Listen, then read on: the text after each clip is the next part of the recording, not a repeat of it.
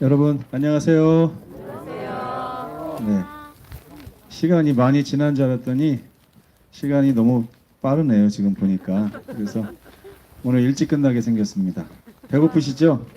네. 11시 30분 정도에는 식사를 할 수 있을지 모르겠습니다. 늦게 오시는 분들은 나중에 방송으로 다시 보시면 될 것 같고요. 네. 오늘은 선한 목자라고 하는 주제로 여러분 잘 아시는 말씀을 준비했습니다. 야외에 나오면 평소에 잘 알고 있는 걸 가지고 같이 얘기를 해야 더 재밌을 것 같아요. 시편 23편 1절에서 4절에 있는 말씀을 제가 읽겠습니다. 여호와는 나의 목자시니 내게 부족함이 없으리로다. 그가 나를 푸른 풀밭에 누이시며 한번 누워보시겠어요? 쉴만한 물가로 인도하시는 도다. 내 영혼을 어떻게 하신다고요? 소생시키시고 자기 이름을 위하여 의의 길로 인도하시는 도다. 내가 사망의 음침한 골짜기로 다닐 때가 있죠? 그럴지라도 해를 두려워하지 않을 것은 주께서 나와 함께 하심이라. 주님의 지팡이와 막대기가 나를 보호하시나이다. 참 좋은 말씀이죠. 이게 성경 말씀은 성경 말씀인데 사실은 시예요, 시. 여러분들도 하나님 섬기면서 오늘 삼행시를 졌잖아요. 가끔씩 매 안식일마다 하나씩 시를 좀 져가지고 나중에 돌아가실 때 유산으로 남겨주시면 많은 분들에게 도움이 될 거라 생각합니다. 이 시편 23편은 다윗의 시라고 우리가 알려져 있죠. 그리고 목자의 시라고도 합니다. 그리고 시편 가운데 진주라고 하기도 합니다. 시편의 진주. 진주 좋아하시나요? 네. 진주 좋아하실 정도만 돼도 팔자가 괜찮은 겁니다. 네.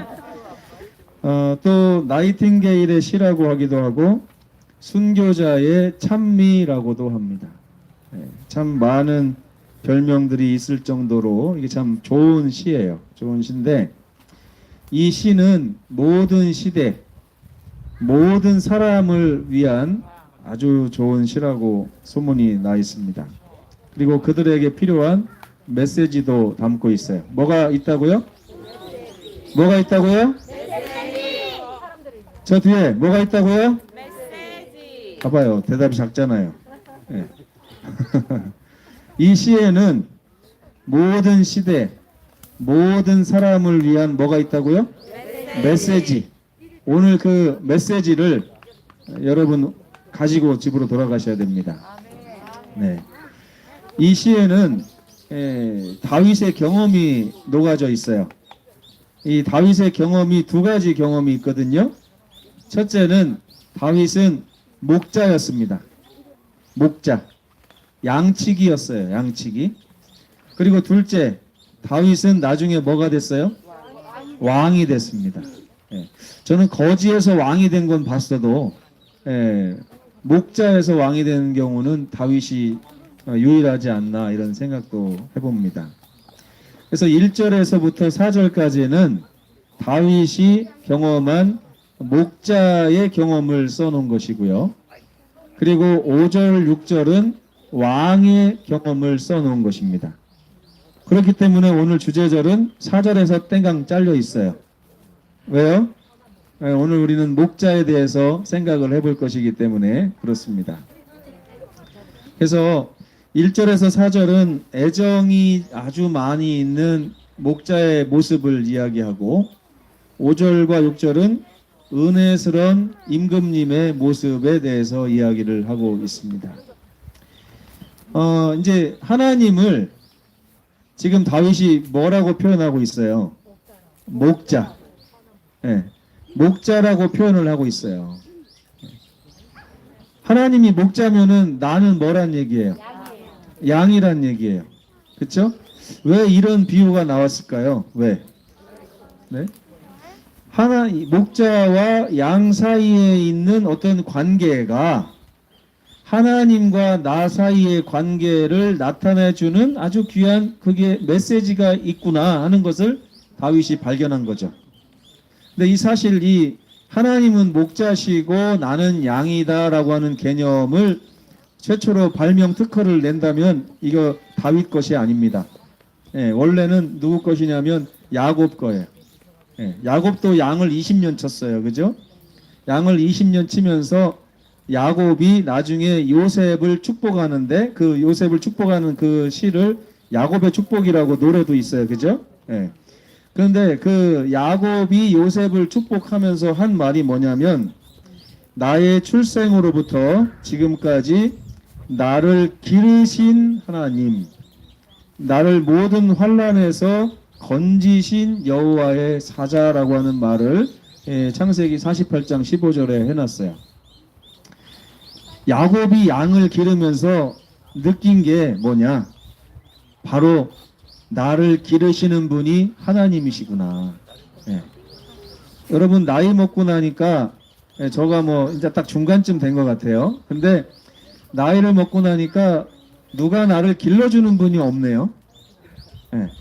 혼자 살아남아야 되고 내가 누구를 길러야 되고 특별히 목회를 하다 보니까 그게 아주 일찍 찾아왔어요. 예. 목회를 그나마 제가 늦게 나와서 35살에 나와서 망정이지 어떤 전도사님들은 20몇 살밖에 안 됐는데 할머니 할아버지들 노집사님들 와서 울면서 불면서 상담하고 도와달라고 하고 이러면은 그게 기르는 거예요. 그렇죠? 기르는 거. 근데 나의 출생으로부터 지금까지 나를 기르시는 하나님. 네. 가만히 보니까 성경에 훌륭한 사람들은 하나님이 다 똑같은 경험을 주신 것 같아요. 야곱도 양치는 경험, 모세도 40년 동안 양치는 경험, 훌륭한 다윗 왕도 왕이 되기까지 양치는 경험. 이 양치는 경험이 되게 중요한 것 같아요. 그죠? 그러니까 여러분 오늘 우리가 배울 메시지는 뭡니까? 하나님은 나의 목자시고 나는 그분의 양이라고 하는 이 개념을 곰곰이 생각해 볼 필요가 있어요. 곰곰이. 그리고 하나님이 우리에게 주신 또 다른 경험이 있어요. 비슷한 경험이 뭐냐면 우리는 모두 다 자식을 낳고 자식을 기르는 역할을 감당하게 돼 있습니다. 살면서. 그래서 혹시 아직 결혼 안 하셔서 나는 그냥 평생 혼자 살 거야 하시는 분들은 일부러라도 결혼을 하세요. 네. 그래야 거기서 하나님이 우리에게 주시기를 원하는 경험을 찾을 수가 있습니다. 아, 하나님과 우리 사이가 이런 거구나. 이런 것이 필요하구나. 그쵸? 첫 번째 우리는 어린 아이로서 부모님을 상대하죠. 한 20, 30년 동안. 그리고 나면 그 이후의 삶은 내가 부모가 돼서 자식을 상대합니다. 성경에 보면 하나님을 뭐라고 그래요? 아버지라고 해요. 우리는 그의 자녀라고 해요. 근데 여기서 한 단계 더 나아가서 이 야곱이 양을 치다 보니까 하나님은 나의 목자시고 나는 그의 양이구나 하는 것을 깨닫게 된 거예요. 근데 이러한 이스라엘의 경험, 왜 이스라엘이 유목민인가? 하나님이 다 뜻하신 바가 있는 것 같아요. 이렇게 길러보면 알아요. 그래서 제가 하나님의 은혜로 저도 양을 2마리를 길러봤어요. 염소도 2마리 길러보고요. 송아지도 길러보고 강아지도 길러봤습니다. 네. 뭐 제가 다 기른 건 아니지만 어쨌든 경험 가운데 그런 게 있는데 제일 기억에 남는 게 뭐냐? 제가 기르던 강아지는 부엌에서 먹을 게 없어가지고 제가 찬장을 열어보니까 그 당시 냉장고도 없었고 어머니가 해놓으신 맛있는 마늘종이 있더라고요. 그래서 그거를 먹였더니 너무 잘 먹는 거예요. 그래가지고 한 그릇 다 줬어요. 그때 다음날 이제 떠났습니다. 네, 시름시름 앓더니 먹을 때는 맛있었는데 나중에 그냥 그래서 그 이후로 제가 개를 별로 안 좋아해요. 근데 너무 그때 트라우마가 있어가지고 그 다음에 송아지를 아버지가 소를 키우면서 송아지가 하나 딱 태어났는데 소를 데리고 다니다 보니까 참 재밌더라고요. 예, 재밌는데 이 녀석은 뭐가 문제냐? 내가 가자는 대로 잘 안 가요. 내가 가자는 대로. 예. 잘 안 가가지고 풀 먹기를 원하고 막 이렇게 해가지고 어쨌든 좀 애를 먹었어요. 그래서 좀 나중에 시간 지나서 나중에 또 염소를 또 2마리를 키웠어요. 염소를 키웠는데 이 염소는 진짜 새카매가지고 못생겨가지고 꼭 때리고 싶게 생겼어요. 염소가. 네. 근데 의외로요. 예, 나중에 알게 된 거는 그래도 낫다. 예, 뭐보다 낫냐면 양보다 나아요. 저희 어머니가 우유를 이렇게 짜서 우리가 먹게 하려고 양을 이렇게 사오셨는데 양을 가지고 이렇게 기르는데 양 진짜 말 안 들어요. 예, 양 진짜 말 안 들어요. 근데 진짜 양도 아니고요. 염소같이 생긴 양이에요. 그러니까 제가 지금 보니까 색깔만 하얀색이지 이게 염소였나 이런 생각도 드는데 어쨌든 우리는 양으로 알고서 키웠거든요. 키우다가 도저히 이게 젖 짜는 것도 힘들고 그러니까 이제 저보고 우리 보고 짜라고 해서 처음에 좀 짜봤는데 힘드니까 우리가 이제 손을 놔버리니까 아버지 엄마가 또 그걸 짜다가 나중에 안 되겠으니까 그냥 갖다 파는 것 같아요. 근데 기억에 염소, 양, 소, 개 중에 양이 제일 짜증나요. 네, 양이. 근데 그 양을 야곱이 정말 20년 동안 키웠잖아요. 20년 동안. 또 다윗도 양을 키웠어요. 아브라함도 양을 키웠고 이삭도 양을 키웠고 모세도 양을 키우면서 양을 이렇게 말 안 들을 때마다 이렇게 하다가 근데 목자는 괜히 목자가 아니더라고요. 그런 양일지라도 여기 보세요. 나를 푸른 풀밭에 누이시며 양을 친다는 것은 양이 말을 듣든 안 듣든 계속해서 먹을거리를 찾아서 다녀야 되잖아요. 목자가. 그러니까 가만히 보니까 이 말 안 듣는 녀석한테 내가 보니까 다윗이 어떤 거예요? 에? 네가 목자가 있어서 살지 목자가 없으면 네가 니깐 놈이 뭘 어떻게 살겠냐 하고 매일 이렇게 하다 보니까 어때요? 하나님도 나에게 그런 분이구나 하는 걸 깨달은 거예요. 그리고 쉴만한 물가로 인도하시는 거예요. 그 광야에서 물을 찾는 것은 누구의 역할입니까? 목자의 역할이죠. 그래서 막 찾으러 다니다 보면은 얼마나 힘들어요. 거기다가 양을 다 먹이고 풀어놓으면 얘네들은 아무것도 모르고 그냥 먹기만 하는 거예요. 그걸 보면서 다윗이 또 뭘 느끼는 거예요. 니네가 목자가 없으면 어떻게 살겠니? 이렇게 바라보는 것입니다. 그러면서 항상 바른 길로 인도하고 밖에 나갔다가도 다시 집으로 데리고 돌아와야 돼. 양은요 집을 못 찾아온답니다. 예, 동물 중에 제일 멍청한 게 양인 것 같아요. 개들은요 제가 개 싫어가지고 몇 번 이웃 마을에다 갖다 버리기도 하고 막 그랬었는데 나중에 보면은요 저희 대문 앞에서 긁으면서 하고 있어요. 또 왔냐? 이제 다음에 더 멀리 갖다 딱 놓잖아요. 그러면은 다음날 보면 또 와서 낑낑낑 하고 있어요. 그러니까 우리 아버지가 하는 말이 야 그게 버린다고 버려지는 게 아니여 그러더라고요. 근데 개는 그런데 양은요 심지어 염소도 이렇게 저녁 때 돼가지고 딱 보니까 이렇게 매놨는데 도망갔어요. 풀어져가지고 막 힘쓰다가 그리고 아무리 찾아도 없어요. 그래가지고 염소 잊어버렸구나 누가 가져갔구나 했더니 저녁 때 와보니까 대문 앞에서 이렇게 막 들이받고 있는 거예요. 그래서 염소도 집을 찾아올 줄 압니다. 근데 양은요 뒷곁에다 매놨는데 대문을 못 찾아요. 진짜 신기해요. 우리 뒷곁에다가 매놨는데 맨날 이렇게 가까운 데는 찾더니 이제 거기 먹을 게 없어갖고 좀 멀리 갖다 매놨더니 집을 못 찾아요. 매매 그러면서 울기만 하지 집을 못 찾아요. 그걸 보면서 다윗이 누구를 깨달았냐면 내 자신을 깨달은 거예요. 내가 이런 양이구나. 내가 이런 양이구나. 네. 이거를 깨닫는 게 여러분 세상에서 제일 똑똑한 겁니다. 네. 이걸 못 깨달으면 자기 자신이 뭘 할 수 있다고 생각하는데 거기에서부터 신앙이 엇나가기 시작해요.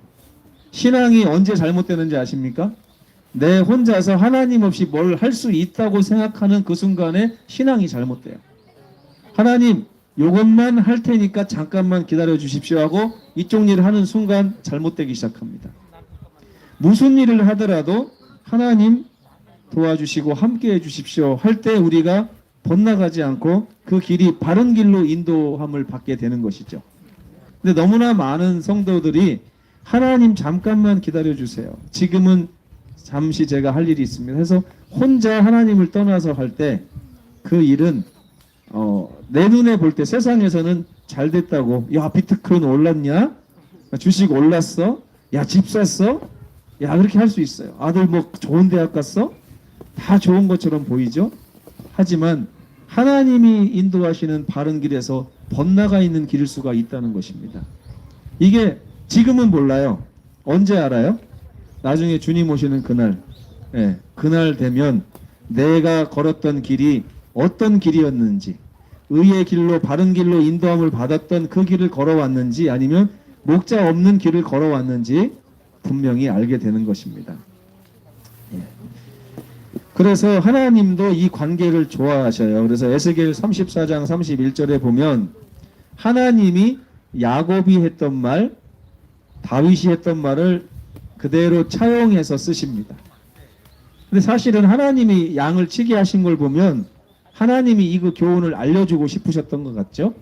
여기 보면 내 양 곧 내 초장의 양 너희는 사람이요 나는 너희의 하나님이니라. 그러니까 하나님은 우리가 하나님을 어떻게 알기를 원해요? 아, 우리의 목자이신 분, 나를 쉴만한 곳으로 인도하실 수 있는 분, 내 영혼을 소생시키시는 분, 나에게 목마름을 해소시켜 주시는 분, 그리고 바른 길로 인도해 주시는 분, 사망의 골짜기에서도 나를 꺼내 주시고 보호해 주시는 분, 이런 분으로 우리가 하나님을 알기를 바라시는 마음이 에스겔 34장 31절에 기록이 되어 있는 것입니다. 근데 여기 보면요, 그런 목자 때문에 우리가 어떻다고요? 우리가 한번 읽어볼까요? 3번 제목 시작. 내게 부족함이 없으리로다. 내게 부족함이 없으리로다. 유대 광야의 그 험한 환경 속에서 목자와 양떼 사이의 친밀한 관계를 경험한 이 다윗이 하나님이 목자라면 나에게 부족함이 없는 거야 라고 고백하고 있는 것입니다. 다윗은 자기가 양을 아는 것처럼 하나님께서 자기를 안다고 하는 사실에 감동을 받았습니다. 왜? 다윗은 아주 좋은 양치기였던 것 같아요.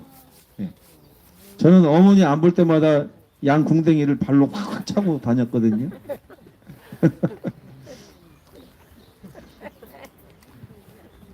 욕해셔도 뭐 할 수 없습니다. 차고 다닌 걸 어떻게 하겠어요.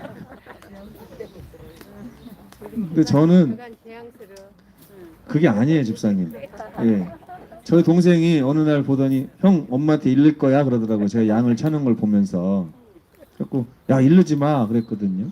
그랬더니 일른대. 그래서 어떻게 하나 이제 일르면 혼나겠다 그랬는데 저녁 때쯤 되니까 화장실 갔다가 화장실 밖에 있잖아요. 그때는 딱 이렇게 나오려고 하는데 동생이 양을 발로 확 차는 걸 제가 또 본 거예요.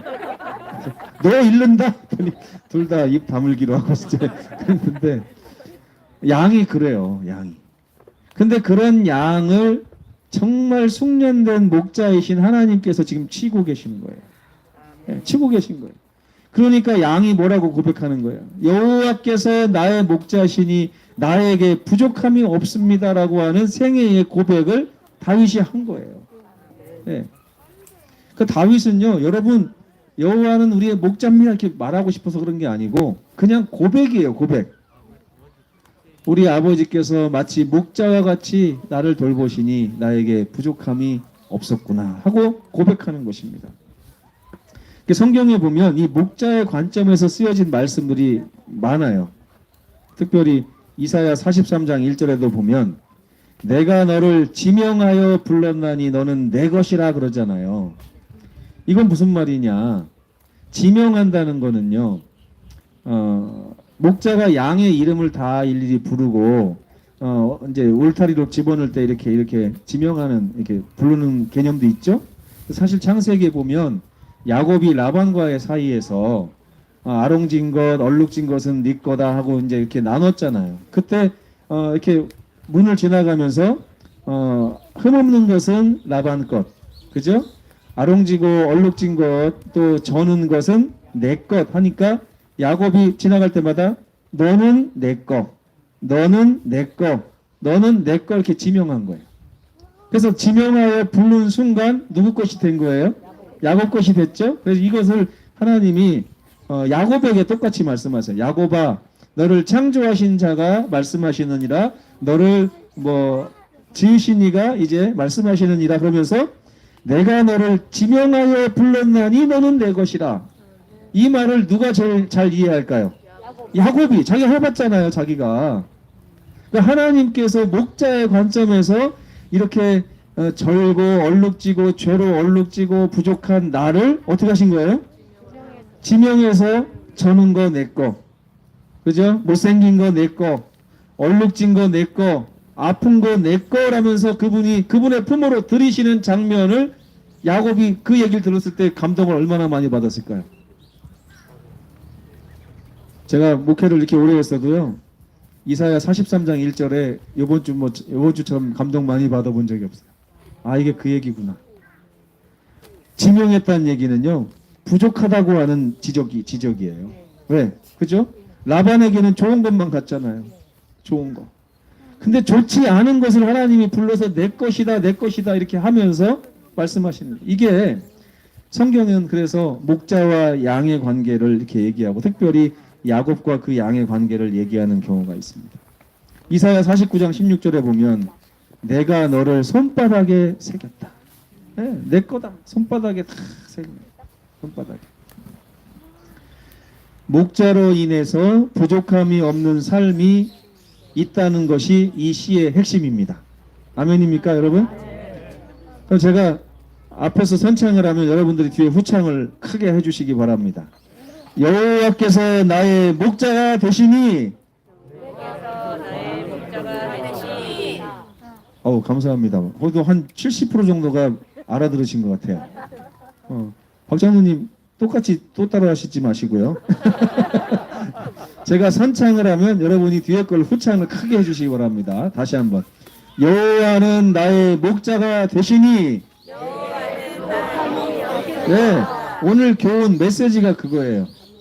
여호와께서 나의 목자가 되시니 그로 인해서 나에게 부족함이 없는데, 그 이유에 대해서 첫째, 그가 나를 푸른 초장에 누이기도 하시고 쉴만한 물가로 이끄시기도 하시고 자기 이름을 위해서 의의 길로 인도하시며 나의 영혼을 소생시키시고 사망의 음침한 골짜기를 다닐지라도 내가 해를 두려워할 필요가 없는 것은 주의 지팡이와 막대기가 나를 보호하시기 때문입니다. 네, 얼마나 좋아요.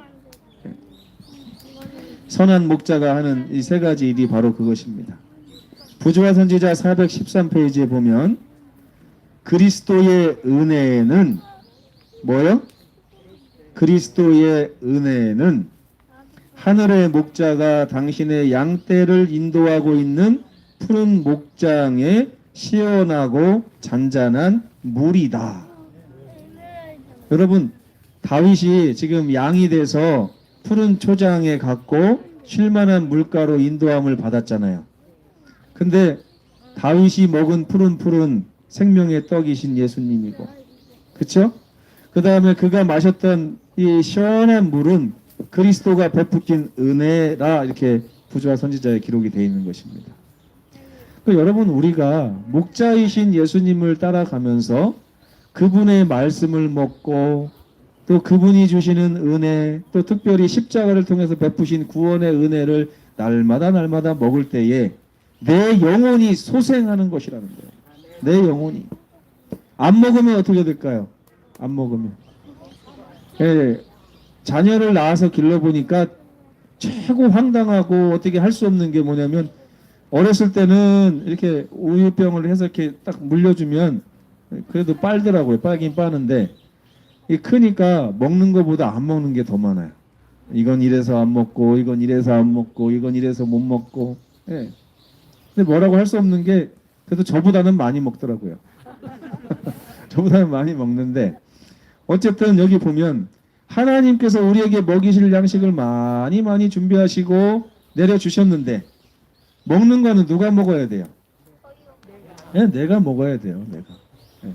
입 다물고 있으면 먹여줄 수가 없어요. 그리고 다른 거를 많이 먹으면 우리 단우가 특별히 그런데 꼭 학교 갔다 오면 간식을 엄마가 배고프다고 해줘요. 그럼 간식을 조금만 먹어야 되는데 맛있다고 엄청 먹어요. 그럼 한두 시간 지나면 저녁 시간 되거든요. 저녁 해주면은 배부르다고 안 먹는데요. 우리가 똑같아요. 세상 것을 많이 먹고 오시는 분들은 하나님이 주시는 것 이렇게 드시라고 하면 갑자기 배가 불러서 못 먹어요. 네. 배가 불러서 못 먹어요. 그리고 맛없어서 못 먹겠대요. 여러분, 몸에 안 좋은 게 맛있어요? 좋은 게 맛있어요? 희한하죠? 희한해요. 그래서 이렇게 살다 보니까 저에게 지혜가 하나 생기더라고요. 입에서 맛있는 거 조심해야 된다. 입에서 맛있는 거. 그죠? 그리고 또 발견한 게 뭐냐면 맛없는 줄 알고 먹었지만 잔잔히 먹어보고 깊이 묵상하며 먹고 맛을 음미해 보니까 이게 오히려 맛있구나 하는 걸 깨닫게 됐어요. 예. 제가 처음에 칡즙을 먹는데 못 먹겠더라고요. 저는 써가지고 이 쓴 걸 왜 먹나.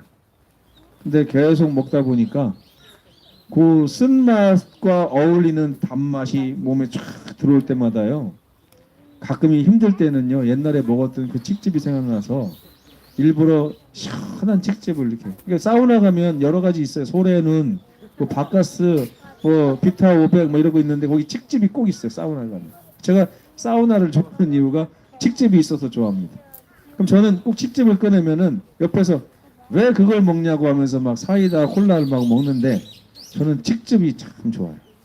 근데 여러분 정말 몸에 좋고 하는 것은 처음에는 맛있지 않고 나에게 안 맞을 수가 있어요. 그러나 나중에 보면 다윗과 같은 말이 나옵니다. 주의 말씀이 내 입에 어찌 그리 단지요. 예? 굴송이처럼 답니다. 그쵸? 제가 이렇게 맛있는 걸 먹으면서 우리 애들한테 야 이거 정말 맛있어 먹어봐 그러면 우리 다나가 이제 아빠가 먹어보라니까 딱 한번 한 숟가락 이렇게 입을 대요. 그럼 뭐라고 하냐? 에이 못 먹겠네. 그래.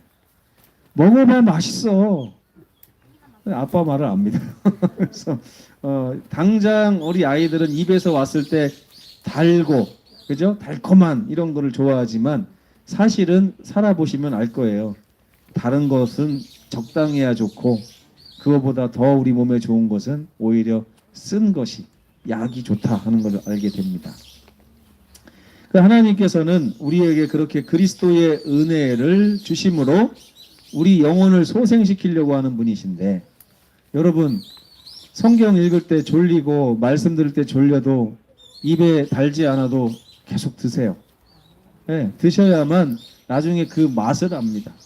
네, 그 맛을 알게 되면 예배 시간에 그 맛을 더 느끼고자 집중할 수 있게 됩니다.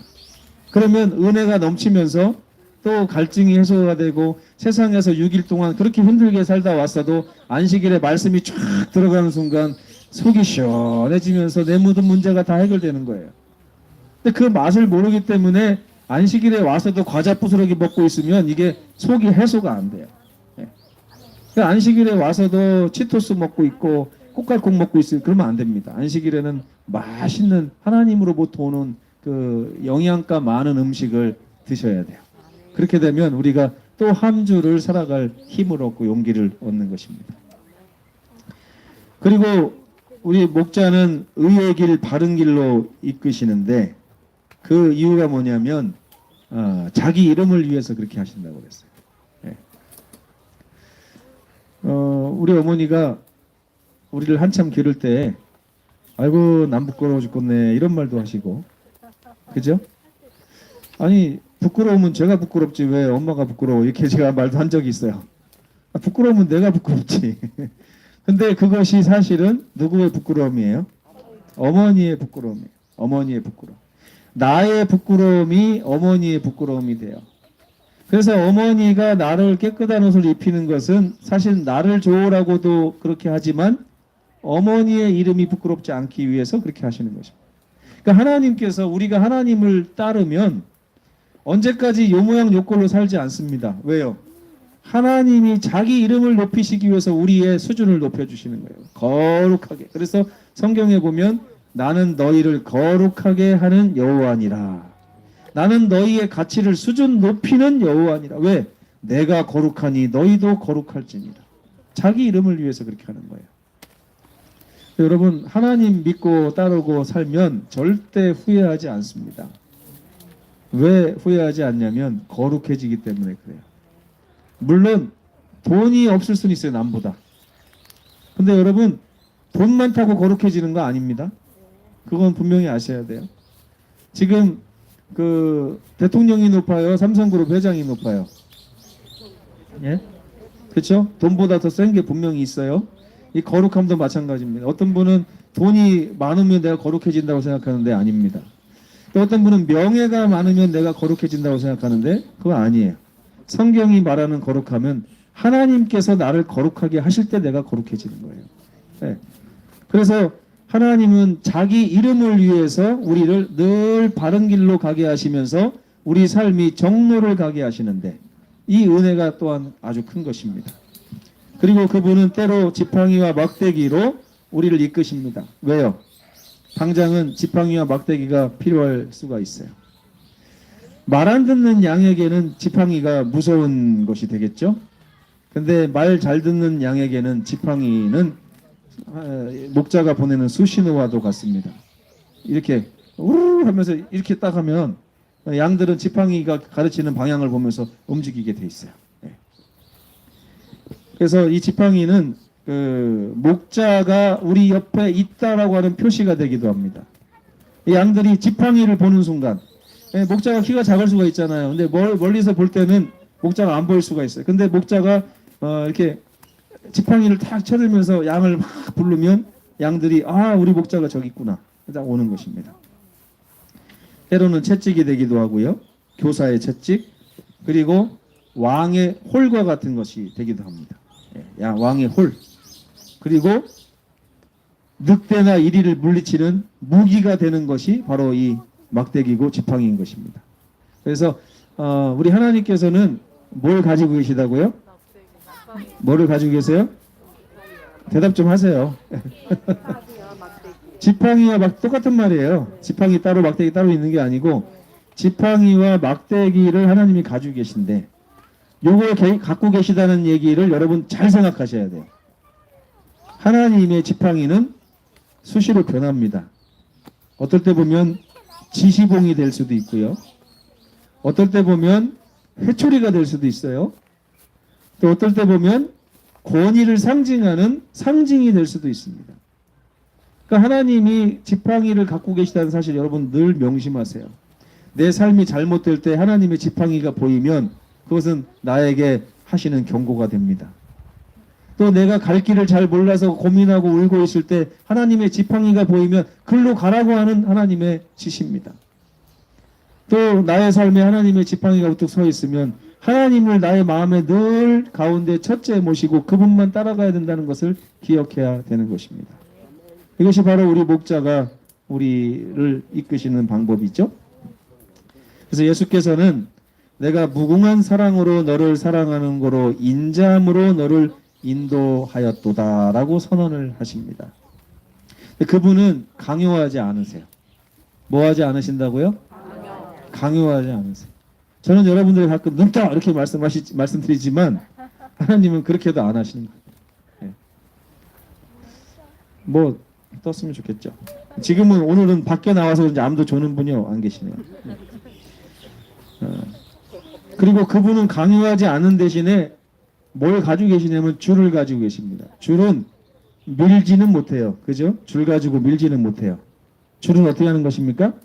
당기는 거예요. 여러분 이게 참 은혜스러운 말이에요.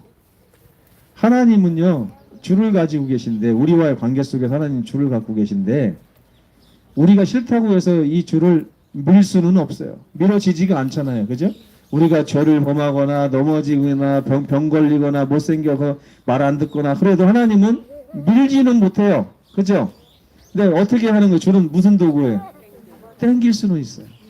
그 사랑으로 땡길 수는 있어요. 이게 참 하나님과의 관계는 그래서 멀어지기는 불가능하고 가까워질 가능성만 있는 거예요. 하나님이 자꾸 사랑의 줄로 당기시니까.